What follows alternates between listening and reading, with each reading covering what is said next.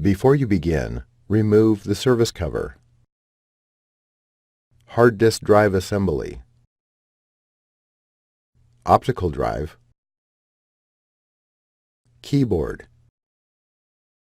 And top cover. Removal. Remove the two 6mm T9 Torx head screws that secure the battery to the base enclosure. Important! There are no screws securing the battery to the base enclosure on the 15-inch version of the notebook. Lift the battery out of the cradle on the base enclosure and remove.